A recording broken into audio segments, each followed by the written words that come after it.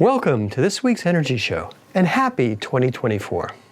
As in years past, we in California greet the new year with yet another electric rate increase.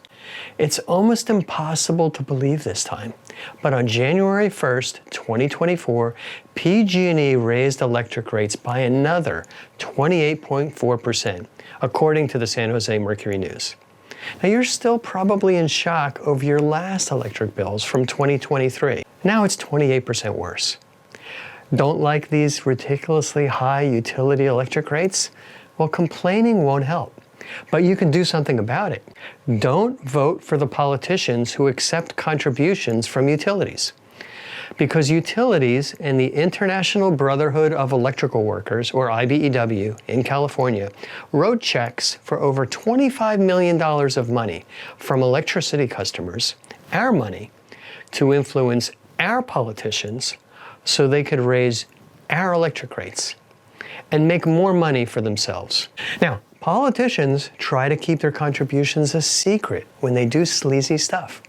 But the Solar Rights Alliance compiled a list of utility and IBEW contributions from publicly available data.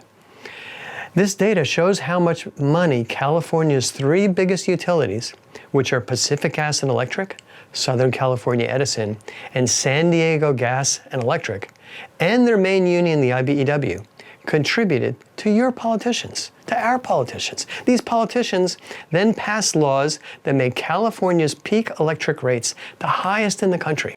To access the utility and IBEW contributions to California legislators, go to www.energyshowbiz/listaccess. Now, it's easy to look up your own California Assembly members and senators. Just click on the Look Up Your State Legislator link at the top of the contributions list. Since 2017, utilities in the IBEW spent over $111 million on politicians and ballot measures to maintain their monopoly. This monopoly allows utilities to get a guaranteed 10 to 12% profits, even when they go bankrupt, like PG&E did twice, even though their executives get bonuses of millions of dollars, while millions of California residents struggle to pay their electric bills. Now, Governor Newsom accepted the biggest contributions, $4.8 million from the IBEW and state electrical workers, and another $900,000 from PG&E, Edison, and SDG&E. Governor Newsom then appointed California Public Utilities commissioners who voted 5-0 to end net metering. They voted to cut the benefit of rooftop solar on homes and businesses by 80%. They voted to eliminate net metering for schools, churches, and public buildings. They eliminated net metering for apartments and multifamily housing. They restricted the use of EV batteries for home and business use. And they restricted any home or business with an existing solar system from adding to their system. So as we electrify our buildings and cars, we're forced to buy even more electricity from these monopoly utilities. Now, here are the dirty dozen California Assembly members and senators who were the biggest recipients of utility and IBEW money, all of whom received over $300,000. Now, in addition to this dirty dozen, there are over 100 other sitting California politicians collecting big bucks from utilities.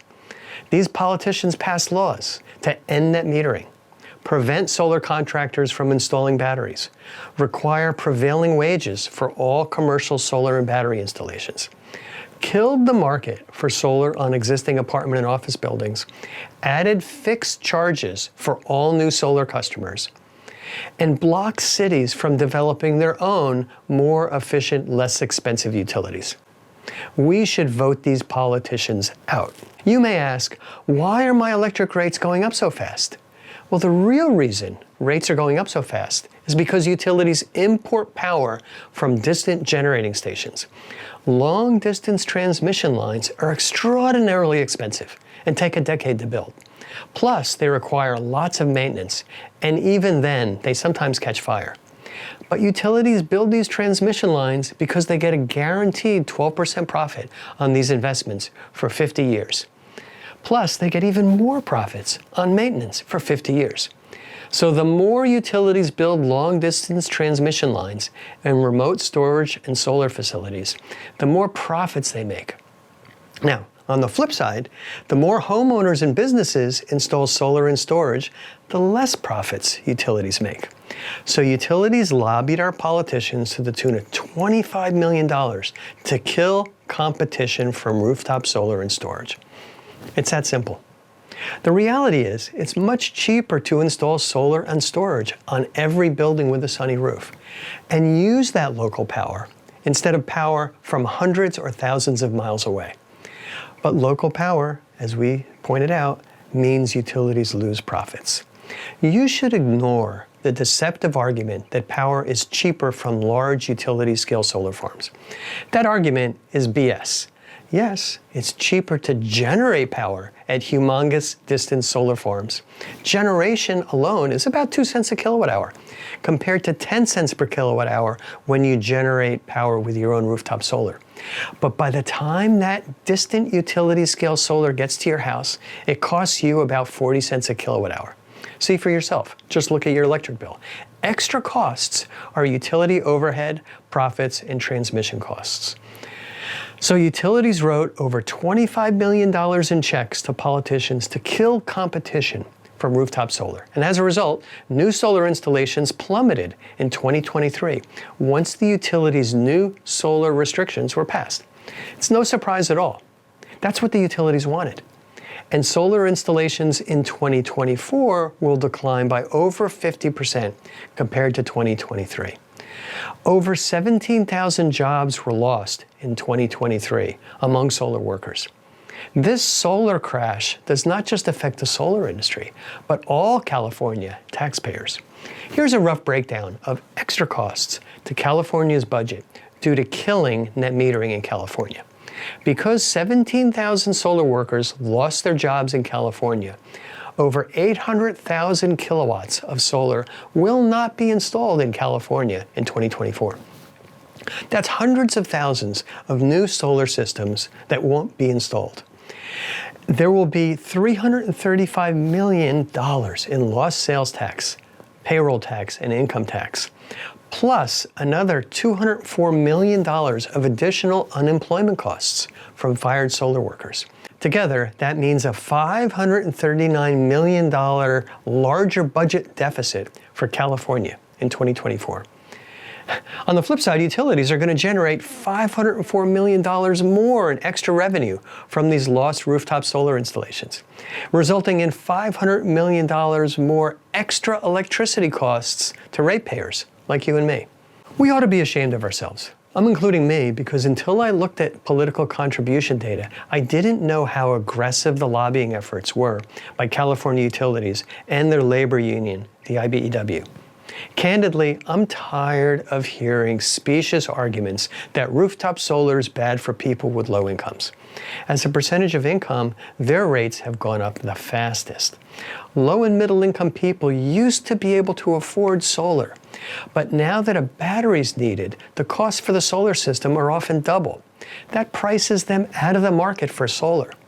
Moreover, politicians ended net metering for apartments and multifamily housing, hurting low and middle income people even more.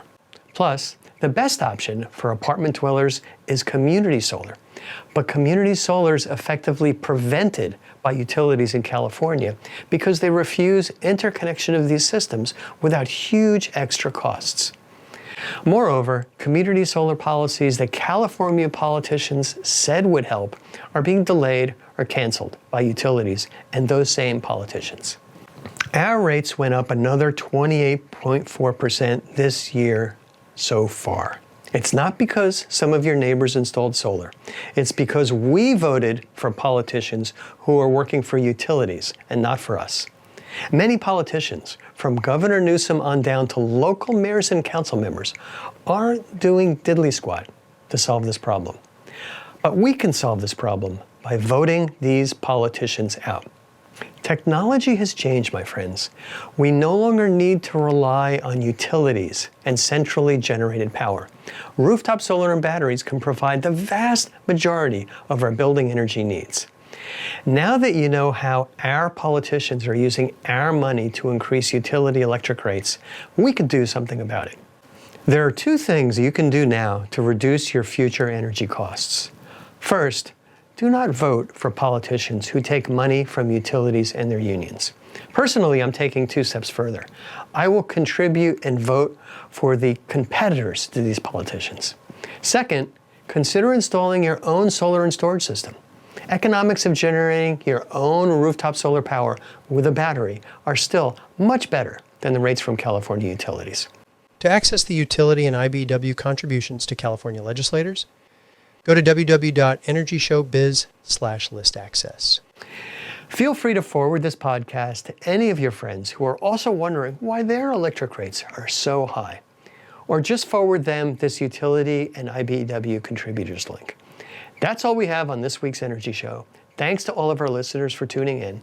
And if you missed any of today's show, you can go to our website at energyshow.biz and listen to the podcasts.